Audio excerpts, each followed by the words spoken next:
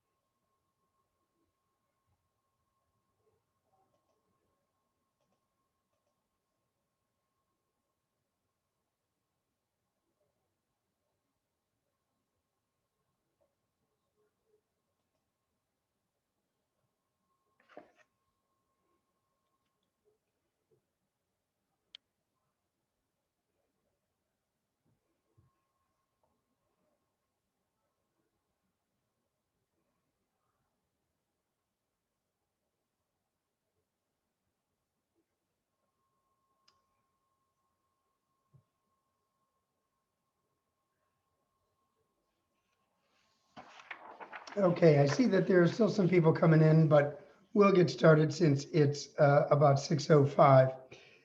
Hello and good evening. Welcome to the latest PediaTrust Q&A Ask the Pediatrician webinar, Spring into Healthy Habits. My name is Ruben Rucoba. I'm the Medical Director for PediaTrust and your host for tonight's session.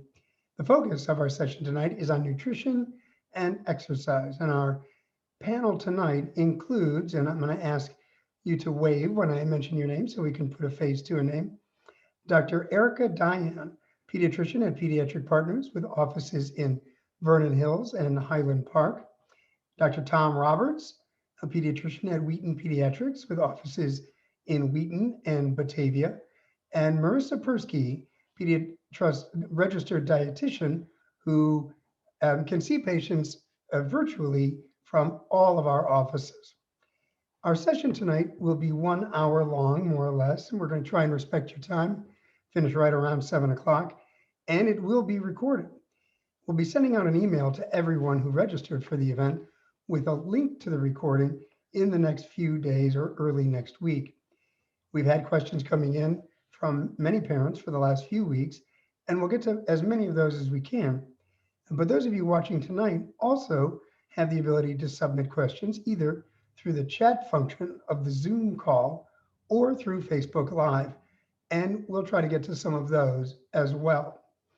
All right, let's start with the first question sent to us by a parent in the last few weeks who asks, can you please discuss nutrition and eating habits for infants who are about to start eating foods other than breast milk and formula?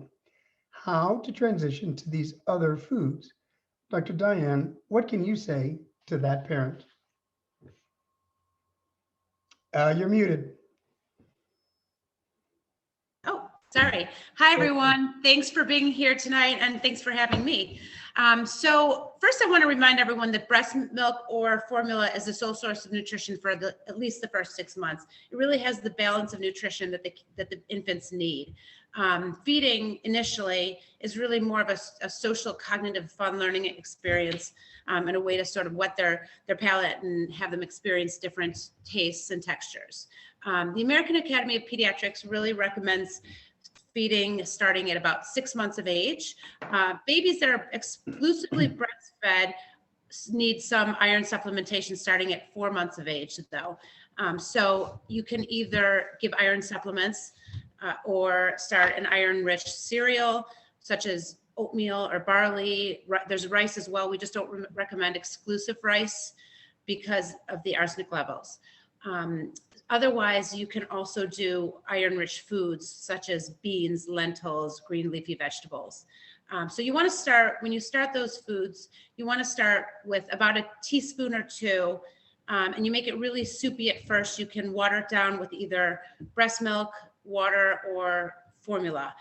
So start it really soupy, and the first few feeds, they might not seem to enjoy it very much, and it might end up all over. Don't get discouraged. It takes time. If it really doesn't go well for a while, you can kind of give up and try again a few weeks later. But in any case, as they start to take and tolerate that more soupy feed, then you can make it a little bit thicker. By 6 to 7 months, you really want to have them having a good variety of foods, including all food groups, fruits, vegetables, pureed, proteins, grains, dairy, a little bit of everything. It's really good to get their palate used to everything. You start with one food at a time when you're starting. Do that for 3 or 4 days before you introduce another food. There's no real specific order that you have to do. Some people feel that vegetables first so they don't get a taste for the sweets. But otherwise, I think that's about it. Just want to remind you, don't overfeed. We tend to do that in this country in general, even at the infant stage. So you want to look for signs of them being full. They start to close their mouth. Sometimes they'll shake their head. They'll push the food away, that kind of thing. Do any of you have anything else to add? If you want a simple way to start, I usually say start with greens, then go to oranges, then go to yellows, and then fruits last. You don't necessarily have to follow this pattern, but it just kind of starts from least sweet to sweeter. Sometimes if you don't start with the greens, kids may refuse them down the line. And just to echo what Dr. Dayan said, that the first couple weeks you're learning, it's not necessarily calories and there's not necessarily an amount you have to get. Just the emotion from taking a formula or breast milk is a lot different than for eating. So a lot of it, it's just learning for them. And it's okay just to start with a 2-ounce cup twice a day, and whatever they take, that's fine. And then as they progress to 7 to 8 months, or if they're finishing the 2-ounce cup, it's okay to add the third meal. But every baby is going to progress a little differently. And one thing that has changed a little bit is before we used to say not to offer peanuts until kids were much older. Now the research is kind of changing and saying that early introduction is better. So almost offering that, unless the kid has like severe eczema, offering peanuts at 4 to 5 or around 6 months of age, or peanut butter or a peanut powder as opposed to peanuts rather.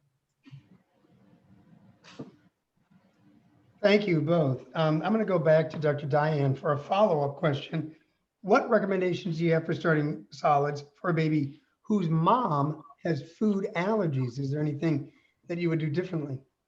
No, they still actually recommend that those babies be exposed to all the different variety of foods. Thanks. That's good to know.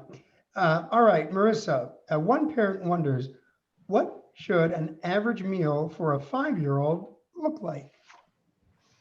Great question. And thanks for having me this evening and for sending in all your questions. It's a pleasure getting to know many of the PediaTrust families, and I look forward to meeting many more.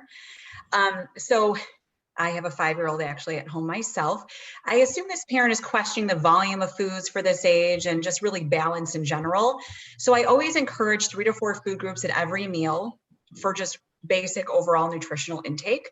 And I always encourage offering the family meal rather than being a short order cook as often as possible. A couple times a week is fine. I know it's rough sometimes, but, and then for this age, the appropriate serving sizes for each food group is something interesting to kind of follow and understand. So, you know, the goal in general throughout the full day is 1 to 2 cups of fruits and vegetables.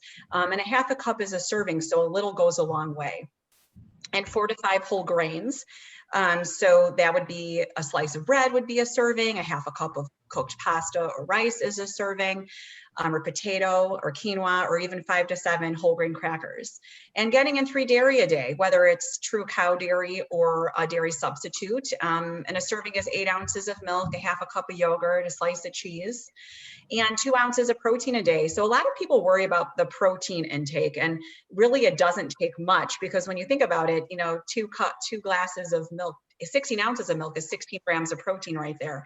So 2 protein a day. As far as non-dairy would be an egg was 1 ounce, 1 or 2 slices of turkey breast, a tablespoon of nut butter for an example.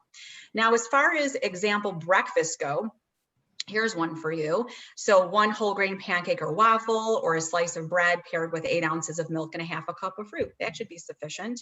Sometimes adding a protein source as well is sometimes needed. Some kids are really hungry in the morning, and that's fine to do. Lunch, half a sandwich with 1.5 tablespoons of peanut butter, or a couple slices of turkey breast paired with fruit or vegetable and some yogurt or cheese or cottage cheese or pudding or whatever the child wants. Afternoon snacks, I do get a lot of questions with, so here's some for you. A slice of cheese plus some whole grain crackers, or on the go, like a few of my favorite bars are like the kids' Kind bars, Lara bars, RX bars. You can make homemade granola bars or little granola balls very easily as well at home. Or a homemade smoothie with just milk or yogurt as the base, some fruit and PB2 powder or peanut butter or sunflower seed butter, whatever you have at home. And you could always, of course, add a little ground or chia or flaxseed if your kid will allow that. And then finally, on to dinner, an example dinner. Of course, we want to encourage offering the family meal. A few different food groups would be ideal, but all it would really take is a half a cup of grain, a couple golf ball sized meatballs, for example, or a quarter cup of ground or shredded meat, and a half a cup of vegetables. Now, something easy would be a whole grain bun with a turkey hot dog and some fruit or vegetable on the side and milk. So there's some examples for you. Anyone have any input on that? The only thing I was going to say, this is a little more away from the actual foods themselves, but just you want to try to make sure to have family meals without screens. It's really important. Even at the age of 5, it's a good habit to get into, and kids are eating better when they eat together as a family. Absolutely, avoiding the distraction is important. Yeah. And we model by as well when we eat things, even if they don't want to eat at that meal, just seeing us eat them eat certain foods is a good thing. Good idea. All of that's great advice. The only thing I would echo is to reiterate what Marisa said about granola bars. I think it's important, if you aren't in the habit of doing this, to start reading labels when you go shopping. You'll often see healthy foods that aren't quite so healthy. Yogurt that has tremendous amounts of sugar. Some granola bars have really high amounts of sugar in them. And so it's good to, flip over the package, look at the back, read the label, and make sure that, you buy an option that has, a little bit more nutritional value, less sugar, less carbohydrates in general. And there's a lot of options out there. So it's easy to do. So, take the time to do that when you're shopping. And I think it'll be very helpful. All right, Dr. Roberts, we're going to go to you for this next question. This is one that's on a lot of parents' minds. We've gotten a lot of these questions over the last few weeks. What do you do when your child is a picky eater? That's a tough one. I've had a 4-year-old and a 1-year-old at home, so I've been through it. For my one child that wouldn't eat anything, and my second one who will eat the plate if you don't take it away from him. What I like to suggest is introducing foods kind of in a low stress environment. We want them to eat, and we feel the need for them to eat more than they do. And a toddler might eat one good meal a day, and that's it. And I think to avoid picky eating and to make sure they're hungry at meal times, a couple things to look at is, and to remember that how many calories a baby needs per pound is a lot less as they get older as when they're younger, less than 1. So it seems to us like they're not eating, but when you come to see us, their weight goes up every time. So I think one would be to make sure we're not filling up on milk, knowing to limit a kid to about 24 ounces starting at a year, and then aim for like 12 to 16 as they get closer to 2 years old. And then other sources of empty calories is making sure they're not filling up on juice. And if you offer a meal to a toddler and they don't take it, it's okay to just let them go play. Don't let them fill up on snacks, and they'll make it up at the next time. And if they're getting that one good meal a day, or sometimes it seems less, that's perfectly okay. And try to introduce foods with different colors, different textures. For instance, a kid who doesn't like bread might like a muffin. They break apart a lot easier. They have different colors and flavors to them, and that might make them more interested in it. Would anyone else have anything they'd like to add?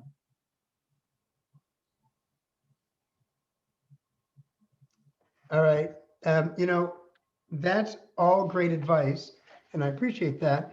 And we focus there on the younger child, the toddler, because that's obviously the ones who there's often a lot of give and take about what they eat. But moving up the age spectrum, one mom wants to know what suggestions you have for a 13-year-old who refuses to even try new foods. She notes that he was in feeding therapy as a toddler. Marisa, what do you suggest for that mom? Sure. So I do see selective eaters at all ages. Behavior sometimes considered to be picky is normal for toddlers as they explore new foods and learn to communicate. But as a child gets older, it becomes a little more difficult, of course, and almost intrusive during family mealtime or when we're trying to eat with friends, social events outside the house. So mealtime should always be enjoyable. But at this age, it's appropriate to really challenge him or her and discover the function of his refusal at this age. Is it fear, anxiety, previous bad experience? Is it simply the sight of food? The smell? Is this teen like a super smeller? Because there's ways to work on those things. So a lot of kids are hesitant to try new foods. Serving a new food alongside a familiar food or a comfortable food, I like to call it, may be a big step, but should be tried first if it's that intense for this the kid, to see if he could even tolerate the sight, the smell, the new food touching his comfortable foods that he's used to eating. Once this step is successfully completed, and then we usually would want to move on to touching the food, even just licking the food, taking a small bite, and eventually swallowing the food. And the goal is to not just stay there. Okay, great. We try to check it off the box. We want to then start incorporating that food regularly, because if we try all these foods and just get to that like one bite experience, and then we're just excited and we don't go back to it to get in an actual normal volume, that won't take us as far. So feeding therapists are very helpful with the food chaining aspect.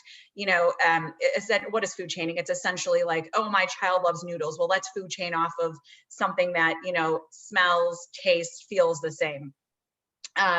So that we have similar textures and can broaden the intake. So feeding therapists specialize in that.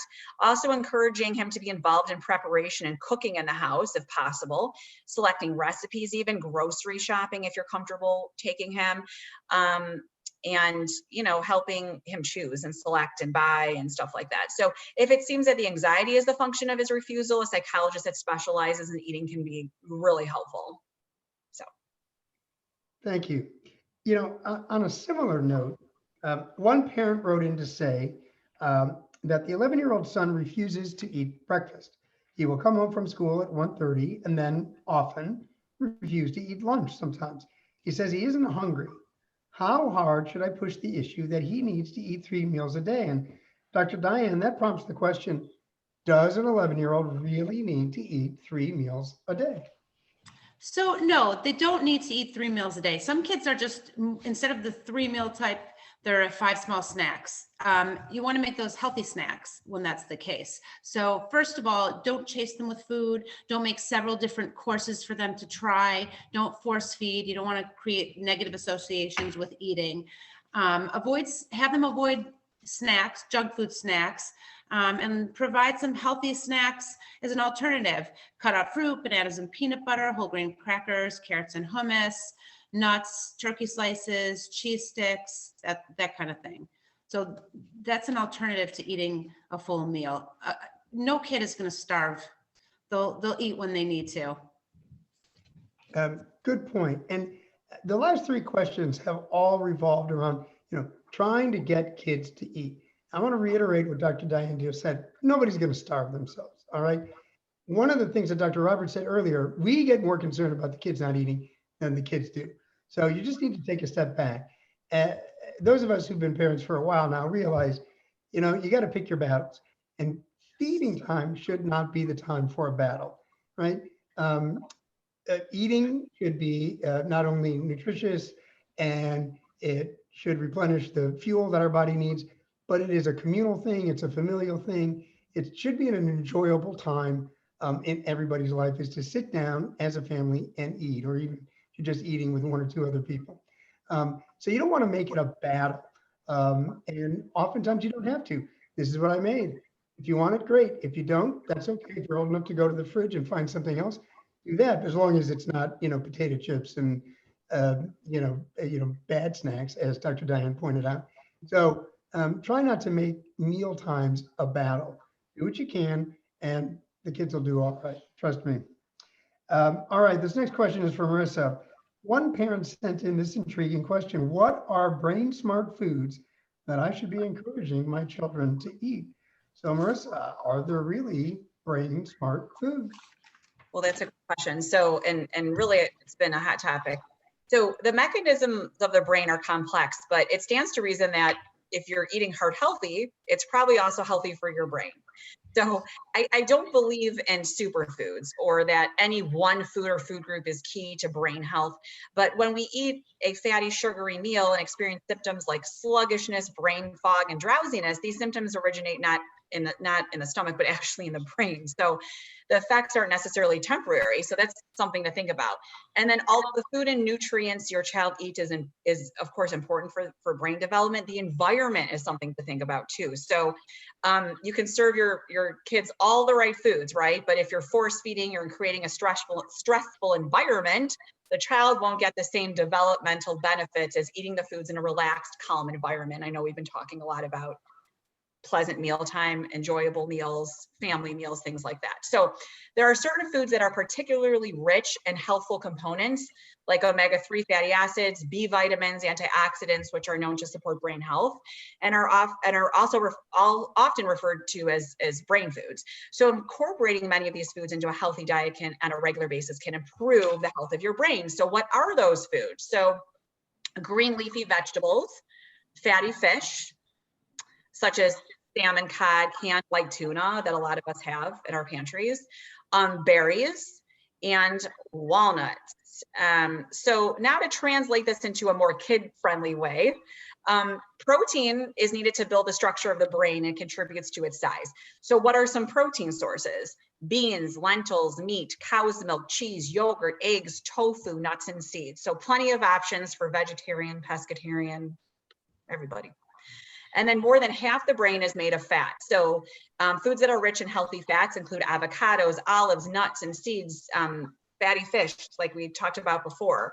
And the other thing that's important is iron for learning and growth. So heme iron specifically is best absorbed. So that can be found in meat, such as beef, chicken, lamb, pork, and turkey, and in fish. And one other thing is choline. That's been a hot topic here and there. It's super important while the brain is developing as it supports learning. And actually recent research suggests that not only is it important for brain development it's also important through toddlerhood, not just infancy, which was talked about. So examples of choline would be eggs, soybeans, chicken, breast, broccoli, quinoa, fish. Those are all high sources. And last but not least, we have our DHA. So its role as an intelligence, vision, attention, and impulse control by being responsible for creating, moving, organizing, all those brain neurons are trying to do. So that could be found in fatty fish, which we've talked about a lot, and chia and hemp seeds, ground flax seeds, walnuts, walnut butter, and actually omega-3 rich eggs. Thank you. Good to know that there are such things as brain-rich foods, and there's a lot of them. So, partake. The one thing I will mention is we haven't talked about this. You mentioned fat is an important part of the developing brain, and it is very important in forming what surrounds our nerve cells in our brain and protects them and helps them function better. So that's why it's important when you transition a child to milk at a year that they actually are on whole milk that has all of the fat. I know that most of you as adults or your older kids will drink 2%, 1% skim, something else. But those kids, 1 to 2 years old, really do need to be drinking whole milk with the full fat content. So make sure that you have that on hand for them, in addition to whatever other milk you have in the house. Okay, let's shift to exercise for a minute. We did say we were talking about exercise and nutrition, and we've been focusing on food, but let's move over to exercise. This is a common question we've been getting for much of the last 12 months, and I'd like each of you to answer it because every clinician has his or her own good advice on this matter. With all the online learning, the restrictions on the use of health clubs and gyms, the cancellation of youth sports, and social distancing rules, how do I get my kids to exercise? Dr. Roberts, we'll start with you. What do you say to that? I feel there's always options. And I feel like some people have a tendency to compartmentalize, I can't speak this morning, compartmentalize their life to say that exercise is something that we do at a certain point in the day. And when you look at it that way, sometimes you develop an antagonistic relationship toward exercise, that it's one more thing that you have to get done at the end of the day. And I think I like to look at it as healthy living and exercise. It's part of your lifestyle. It's a part of your day. It's something that you have to do, just like you have to eat and you have to shower, you have to do everything else. And you don't necessarily need a place like a gym to do it. There are things that people can do like push-ups, squats, chin-ups, basic things that can be done at home, incorporate almost everything your average person needs for exercise. With the advent of YouTube, there's a lot more information and workouts that you can do at home. There's even yoga that's aimed toward younger kids and toddlers that they can do. With younger kids, I think and it's even harder to have time to leave the house to do something. And I say you can always incorporate them into whatever exercises you do. The other, excuse me. Incorporating them into the exercises that you're doing. For instance, I have a chin-up bar in between sets. I put my kids up on there and have them hang and just count for a couple seconds. And don't think that this is something that we need to do. We recommend an hour a day every single day. If you aim for 7, maybe you'll get 4 or 5, and that should be good enough. Don't think that you have to do it an hour at a time. You can break it up into little 5-minute slots, especially if your kids have little downtime in between their online classes. 5 minutes or so is enough to do push-ups or jumping jacks or something along those lines. And doing things together as a family. Walking counts. Getting outside and walking half hour in the morning, half hour at night as a family is a great thing to do. Yeah, one thing I will mention is try to make it fun. Hula hoops, relay races, timers. Kids love to time themselves in the challenge, skipping, hopping, jumping, family walks. It's just a good way to incorporate movement and exercise into the child's day.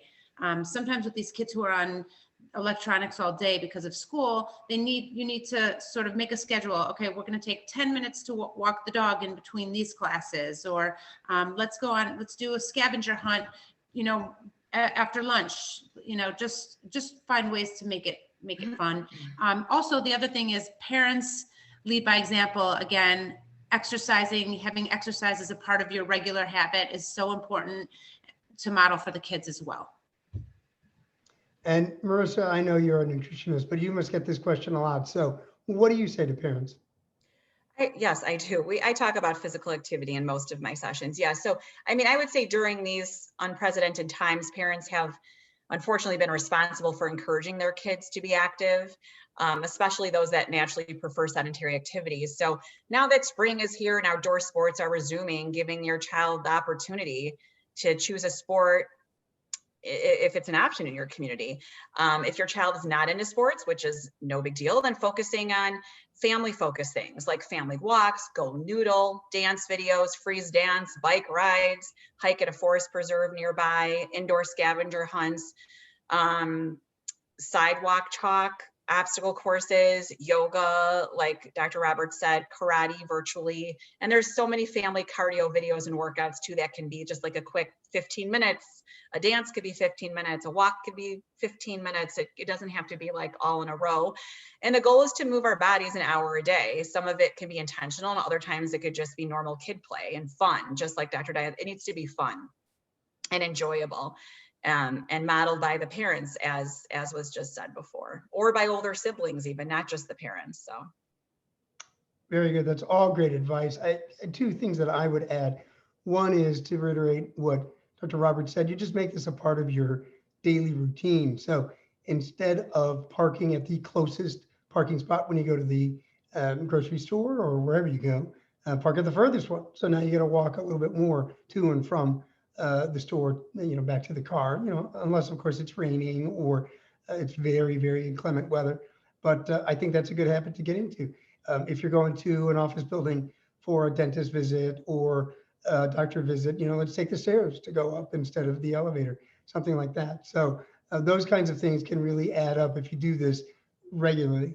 And the other thing I would suggest is, we curse all the time at, the video games where they tend to turn us all into couch potatoes. Well, you can flip that on its ear, right? There's as people have mentioned, there are programs and games that get you up and moving, the Just Dance and stuff like that. Kids love that stuff, and they'll engage a lot more if it's something that they're familiar with, like their PlayStation or their gaming console. So however you can do it, it's good to get the kids moving, their bodies and yours.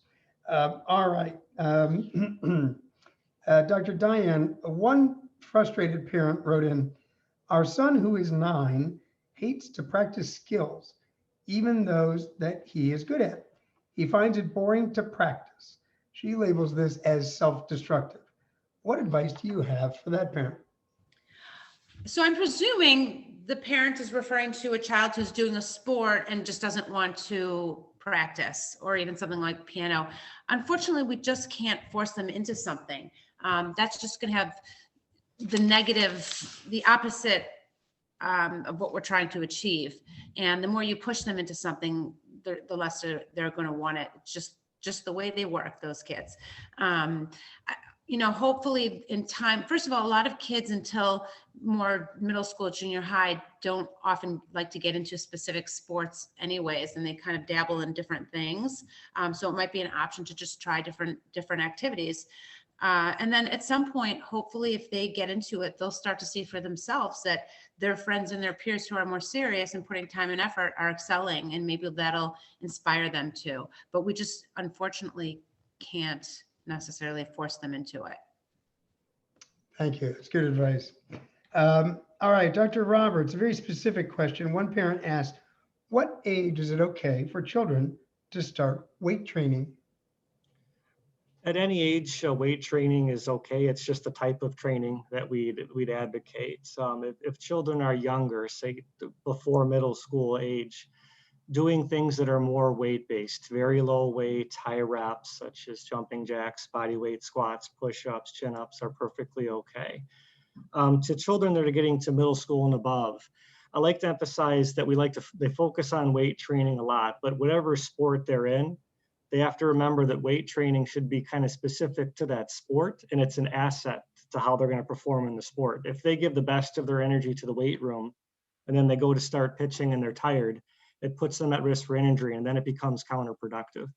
So if I were to advise a kid on how to weight lift when they're younger, again, it's going to be low weight and high reps, and really work with a good trainer on good form.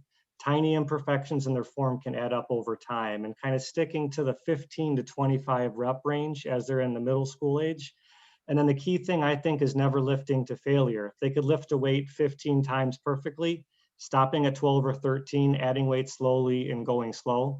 Most people who get injured happens when they're pushing themselves to failure, because that's when their supportive muscles sort of give out on them, okay?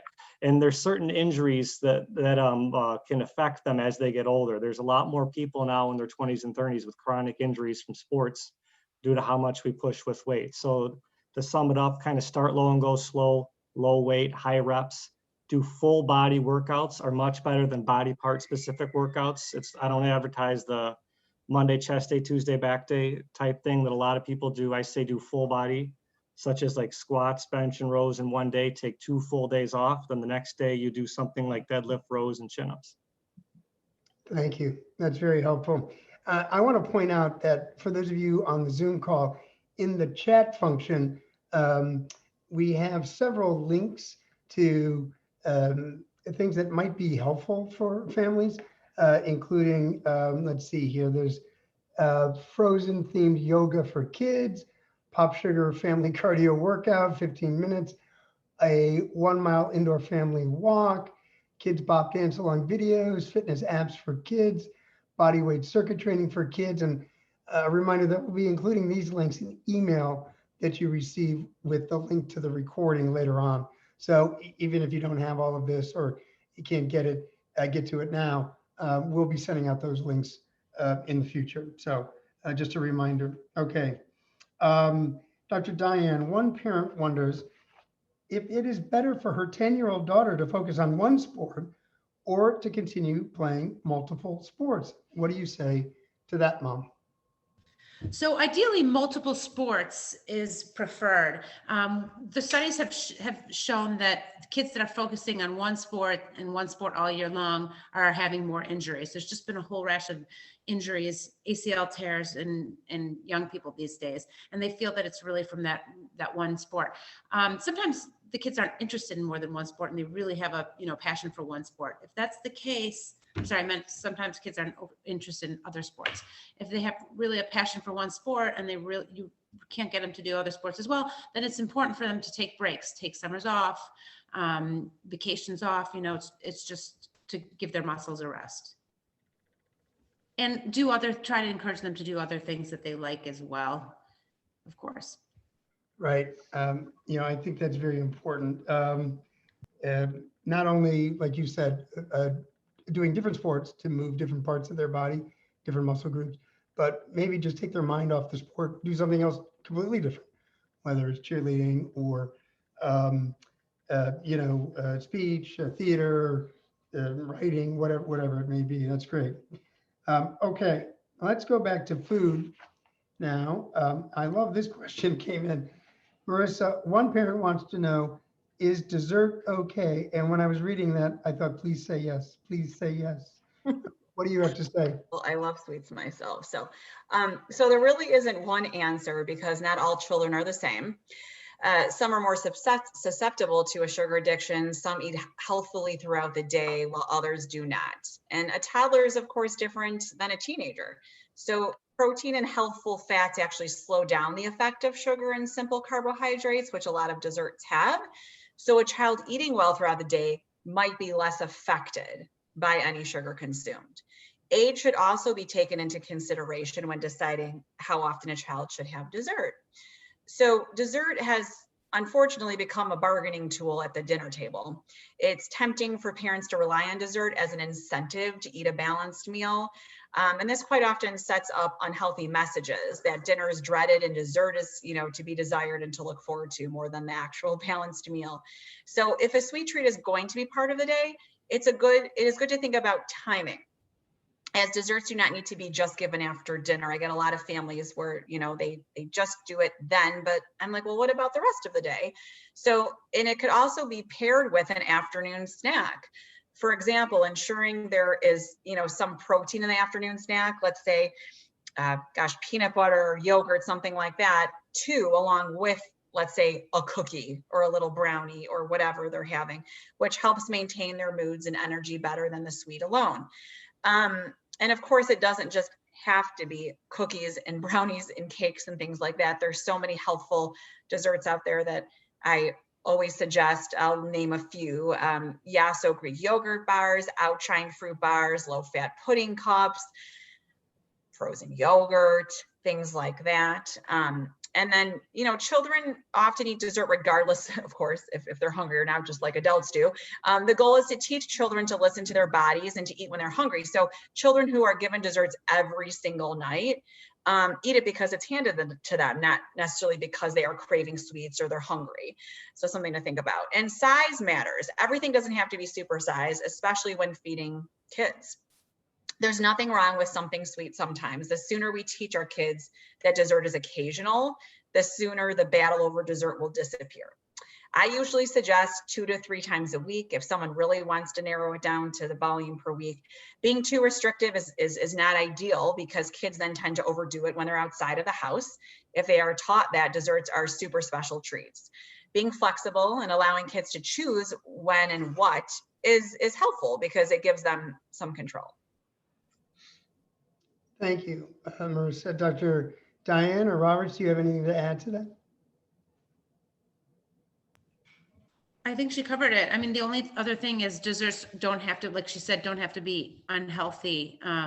So I think it's just a matter of what kids are used to and accustomed to. If they think they need to have, a cookie or something really decadent as dessert, then they're going to expect that.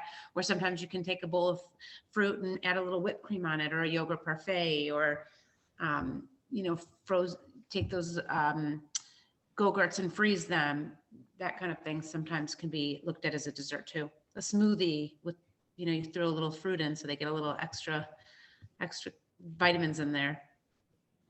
Good advice. I like Marissa's strategy of, having sort of set times for dessert. If you tend to go with the idea that, and you tell kids, well, you have to eat everything on your plate before you get dessert, it just sort of trains them to overeat, which we've all said is something that we do a lot of in this country and we really need to back off from. So, having a set time or day that you're going to get dessert no matter what happens during dinner, I think sort of, gets around that problem. So that's all very good advice. Thanks so much. All right, Dr. Roberts, one parent wants to know, what are some easy, nutritious weeknight meals for toddlers? Since you have one at home, what do you do? Oh, you're on mute. Sorry. In houses with multiple kids or in houses with two working parents, time is always kind of short. And one thing that we've found to adapt is to kind of cook in bulk on the weekends. Something as simple as taking lightly seasoned chicken breasts, filling a couple containers with them, putting them in the oven, and then cutting them down to the size roughly what a toddler would eat. And then using the one portion for dinner, then the other 7 portions or so freezing. And then, when Sunday night comes around, taking things out of the freezer and putting them into the fridge. So that way, when you both come home, it's just a simple thing is heating them up. If, freezer space is an issue, other things that are simple you can do are like rotisserie chickens are generally a healthier option that's already cooked. But I think the trick is going to be cooking a wide variety of foods in bulk, and then they're going to be good in the freezer for months at a time. Thanks. Very, very helpful. All right. Can I mention one thing? Sure.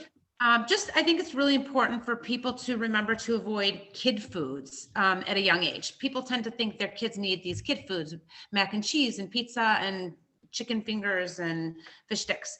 When they get a taste of that stuff, they do not want to eat regular food again. So at a young age, just feed them the foods that you would eat. When they're older and they're in school and they're going to birthday parties and they're exposed to that, fine, but it shouldn't be like a regular part of their meals if you can avoid it. Thank you. I think that is useful to know. That is something that we tend to fall into, not only chicken tenders, but chicken tenders that are in the shape of dinosaurs, right? Or fish sticks that have tons of breading on them. Just give them a piece of fish and, and see what they do. And the earlier you start introducing foods like that, I think the more success you will have at getting them to eat that. So, don't be afraid to, start early. Yeah, and family meals help encourage that as well. It's never too early to start the family meals. Right. And, you mentioned that earlier, Dr. Dayan, about, family eating. We've said several times that it is a communal thing. And again, it is so important. A lot happens at a family meal. It's not just replenishing your body. It's, sharing what's going on in the day. It's, finding out about, what's going on in their lives. It's interacting with one another. It's listening to them. It's having them listen to you. It really is an important part of the day. And so much of that is lost, particularly as the kids get older. We're trying to get to sports practice or this or that performance. We're eating on the road. We're eating in the car. We're taking out of Jimmy John's and eating on the way. And if you could really set aside some time to try and have a family meal, and I know that may not be possible every single night of the week, but as many nights as possible, it really is something that is very, very important for everybody. So I'm just going to put that plug in. Screen free too. Don't forget screen free meals. Screen free meals, right. And that means everybody's got to put the screen down, including the mom and dad, right? Yes. All right. Dr. Dayan, I'm going to come back to you with this question. One parent wonders, my daughter tends to eat one food until she's tired of it, then never wants it again. Is this a sign of an issue? No, it's definitely not a sign of an issue. I hear this time and again. Don't force it. Don't try to coerce them. You like this. You ate this all week last week. Give it up, leave it alone, forget about it for a few weeks, and then try it again. Sometimes it's just a matter of reintroducing it, cutting it up different ways, cutting it up in different shapes, cooking it different ways. Green beans were crunchy munchy beans in my house for a long time with little kids, that kind of thing works really well too. So just don't give up, keep trying. And yeah, sometimes they do this kind of thing. So hang in there. The feeding issue, as we see these questions have come up over and over again, it's a really challenging part of parenting. Thank you. All right, Dr. Roberts, I'm going to come back to you. We got a live question came in on the chat. One attendee wants to know, as a youth sports coach, I'm constantly talking to players and families about proper pre and post activity nutrition. Do you have any tips or suggestions? One of the things that I would emphasize prior to activities, it's not so much to me about nutrition as it is about hydration, making sure they're taking in adequate water. And if they're going to do something aside from water, some of the electrolyte waters are a lot better than something like Gatorade. If a kid, exercises for an hour, then drinks a 16-ounce Gatorade, you kind of broke even. Everything that you burned off, you kind of gain right back. And I think water and electrolytes are probably all they really need. And if a kid is part of a balanced diet, is eating well, what they eat before an exercise is less important. They've actually done some recent studies, and one was, focused on protein supplementation. And they found the differences between doing something before a workout and after a workout were negligible in some cases. So I would focus more on hydration for pre-workout. Post-workout, as part of a healthy meal, is perfectly okay. If a kid is getting home from sports late and dinner is past, and doing something like a protein shake would be perfectly okay, probably limiting it to like 20 grams at a setting. To say another comment about protein shakes, I'm sure that's a popular thing with a lot of the teens. They've been around for 50 years or so, and saying that we haven't really seen what long-term side effects come from them, but they aren't 100% necessary. If a kid is getting enough protein, lean meats, chicken breasts, cheeses, milks, that thing from their diet, they don't necessarily need them. But of all the things out there, they probably don't do too much harm. Just understand that if they take a lot in at one time, most of it's probably just ending up in their urine. So it's perfectly okay to limit it just to like a 20 gram or like 1 scoop after a workout. And during workouts, aside from hydration, I really don't think they need to take anything.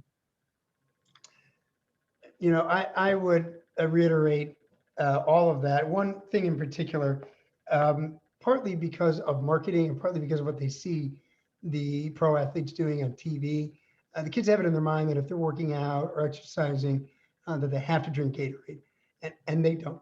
Water is sufficient. Now, yes, when it's extremely hot, they're sweating a ton. Sure, you're losing some electrolytes, and there's ways to replenish that. It doesn't have to be Gatorade. But I will say this. 2 things about Gatorade. If you're going to buy Gatorade for your child athlete, I would say restrict the use of Gatorade only to when they are physically working out and sweating. It's not to be sipped at dinner. It's not to be sipped at lunch. It's not to be taken just when they're thirsty. It is really a replenishing hydration when they're sweating a lot. So if they're doing that, then fine, you can use the Gatorade. And when you do buy the Gatorade, make sure that you're buying either the G0 that has 0 sugar in it and just the electrolytes, or the G2, which has a reduced amount of sugar in it, preferably the G0. And you can go to any store and find 4 or 5 different flavors that the kids will take with the G0. You just got to make sure it says G0, not the regular Gatorade. The regular Gatorade has a lot of sugar in it. So just make sure you're reading the label and you're buying the right kind, and use it only when you really, really need to. That would be my advice. Okay. And again, one more thing, water is completely sufficient. There's almost never need for Gatorade in sports. Absolutely, I agree. Okay. Let's see. Marisa, I have a question for you. One that has been a bigger issue the last several years. What are some gluten-free options for a picky eater? I get this one a lot. So for this question, I'd probably start off by, offering some snack ideas and then maybe moving on to main big meal ideas. And then of course, a picky eater ranges on their preferences. So hopefully some of the things that I have in mind will be sufficient and entice them. But I will say that being mindful of getting in whole fortified grains and fiber is important when eating a strict gluten-free diet. So gluten-free whole grains, let's review what those are really quick. So those are like teff, amaranth, buckwheat, millet, rice bran, quinoa, sorghum, and then just brown rice, wild rice, things like that, that a lot of us, and also uncontaminated oats if this is a celiac kit. So some crunchy, I like to call them crunchy on the go snacks, could be veggie straws, vegan cheddar hippies, snap pea crisps, Lutino pretzels. Made Good is a great brand. They have little granola balls or granola bars. Enjoy Life brand granola bars. Popcorn's a great whole grain snack. And when you do get the Enjoy Life granola bars, I suggest getting the seed-based ones to get in some good protein and healthy fat. Vienna dried chickpeas are kind of awesome. They come in different flavors. And kids Lara bars, mini kind bars are also good for on the go. Now, some other snack ideas when we're actually within the house can be really simple. So apple and peanut butter, or banana and chocolate PB2 powder, yogurt and gluten-free granola or cereal. Just having plain old cereal and milk is fine. A cheese stick and fruit, a homemade smoothie with fruit and milk, hummus with veggies, or guac with veggies or tortilla chips.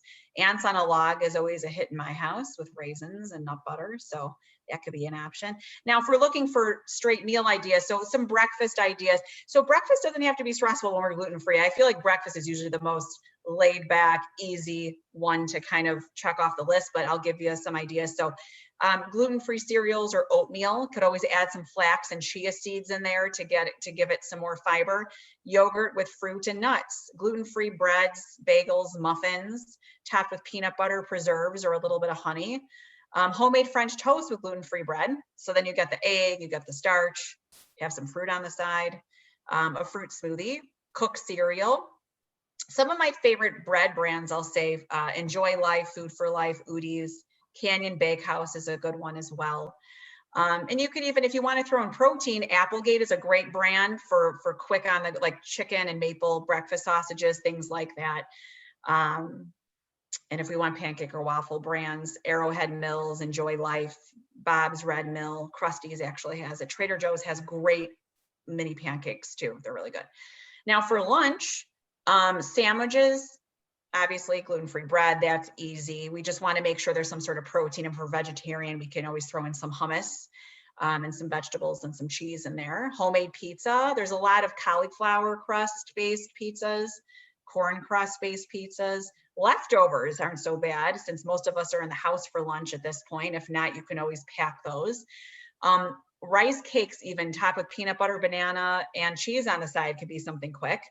Gluten-free crackers, hummus, vegetables, and fresh fruit, because I get a lot of kids that really don't like a traditional entree. So sometimes just separating it up and getting in all our food groups that way. And some dinner ideas. So lasagna, gluten-free lasagna, easy. Meatloaf is easy, just get gluten-free breadcrumbs. Barbecue, let's start using the barbecue more. I mean, we use ours throughout the winter. Not everyone likes to do that, but you could barbecue any sort of protein on there, even veggie burgers. So, and they end up tasting better. Salmon patties, gluten-free pizzas, tacos are always a big hit. Stir fries, gluten-free soy sauce is everywhere, served over some brown rice. And this, as far as soy sauce gluten-free brands, Kiko Man or Sanjay brand has one.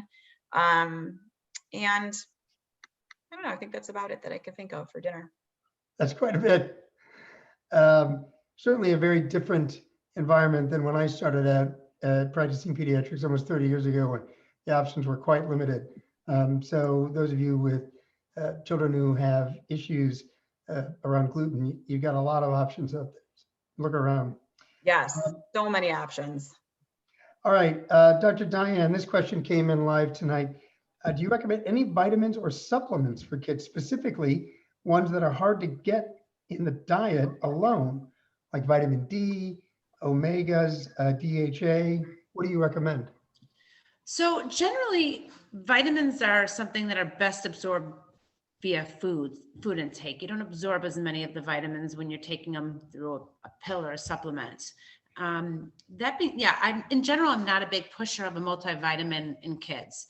Sometimes if they're a really picky eater, they're just really slow to gain weight, and the parent wants to give a vitamin, then I'm okay with that, a multivitamin. Really, the one thing that I do stress is adequate calcium and vitamin D. So a lot of kids aren't getting the 2 to 3 full servings of calcium and vitamin D through milk or milk substitutes or dairy substitute products. So that being said, I do recommend a calcium and vitamin D supplement most often of any of the supplements. Does anyone else have any thoughts on the vitamins? Sometimes I'll have a parent whose child doesn't have any nuts or fish, and they really like to give the omegas. I'm not opposed to omegas. I think that's okay. I agree with that. When I recommend omegas, especially when I'm seeing vegans or vegetarians that just aren't, just getting it with just natural sources like chia, flax, walnuts, things like that. I will recommend, but I agree 100%. I always try to get it in with food, but I am finding that quite frequently the only thing that I'm usually suggesting is either the mega in that respect or the calcium and D. Mm-hmm. Yeah. Vitamin D is a pretty hot topic recently, and I think understanding that how much sun you need to get vitamin D, because we're weighing out the risk of sun-related, sunburn or skin cancers versus risk of vitamin D deficiency. And if your kid's out in the sun before 10 a.m. or after 3 to 4, they're less risk for, skin cancer, sunburn, those sort of things. Understanding it only takes about a half hour of sunlight for your body to produce the vitamin D it needs. So making sure they're getting outside might be an additional thing, an additional measure against preventing vitamin D deficiency in addition to taking a multivitamin. Yeah, and the other thing I didn't mention is one of the reasons that calcium and vitamin D supplementation is so important is because you really get your calcium stores when you're young, and so you need it to prevent the osteoporosis and bone problems later on in life. And yes, like you said, like Dr. Roberts said, it's such a hot topic these days. There's a lot of studies that show that kids that are overweight or obese have low vitamin D levels. They don't know what came first in that situation. Asthma control, it's important to have appropriate vitamin D. We're even hearing with COVID that it's important to have adequate vitamin D in terms of, preventing it or fighting it off. So, there needs to be more studies, but just we know that vitamin D is important. Right. And, to reiterate, this is evolutionarily explainable. I mean, Neanderthals never got osteoporosis because everybody was living outside and getting plenty of sunshine. Now we got to put it in milk so kids get enough vitamin D. So the solution to 2 problems, your kid being a couch potato or all of us being couch potatoes, and bone health throughout life, is to get outside more. And yes, we have to be mindful of the sun and skin cancer protection and whatnot. But as Dr. Roberts said, there's ways to do that. Making sure the kids are outside, getting a half an hour of sunshine, either early in the morning or later on in the afternoon, is a good way to get them up, away from a screen, getting them moving, getting them outside, breathing some fresh air, and, getting enough vitamin D for their bone health. All right. So a couple of questions.